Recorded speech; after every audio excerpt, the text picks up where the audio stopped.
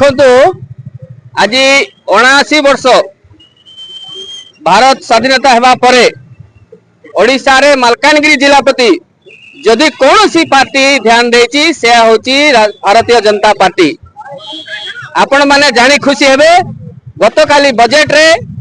हमर माननीय मुख्यमंत्री मालकानगिरी पई गोटे आयुर्वेदिक मेडिकल कॉलेज घोषणा करछंती, जहा कि आम जिला पई गोटे स्वप्न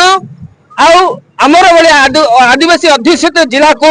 जदि एते बड़ो मेडिकल कॉलेज पई से माने स्वीकृति दउचंती ताले भागवा दरकार जे मालकानगिरी को से माने केते प्रयोज्य दउचंती। तत्संगे आमे माननीय मुख्यमंत्री जेहेतु आम जिला पई एते बड़ो खुशी आनी देइचंती सेति पई आज आमे तांको धन्यवाद देबा पई एई शोभा यात्रा करूछु। देखंतु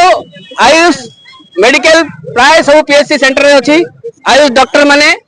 तेणु निश्चित भाव में आम जिला उपकृत हम बोल कि आशा रखुचु। बहुत पिला ने जो मैंने आयुर्वेदिक पढ़ाई बाहर जाऊँगी से मालकानगिरी जिले में पढ़े और मालकानगिरी आयुष डॉक्टर बहुत बहुत मात्रा में बढ़े बोल आम आशा रखुचु। आमर उत्सव पालन कर उद्देश्य है आमर ये मालकानगिरी आयुर्वेदिक मेडिकल कॉलेज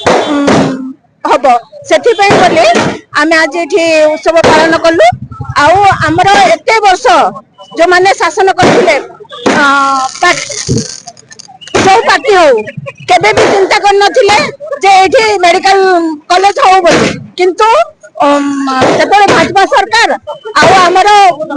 माननीय श्रीजुक्त मोहन चरण माझी तांकर इच्छा शक्ति जो आज आमर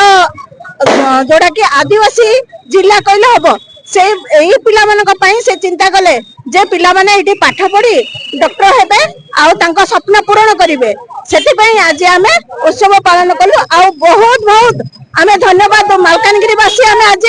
मोहन चरण माझी को और हमर बीजेपी सरकार को आमे धन्यवाद जणाउ।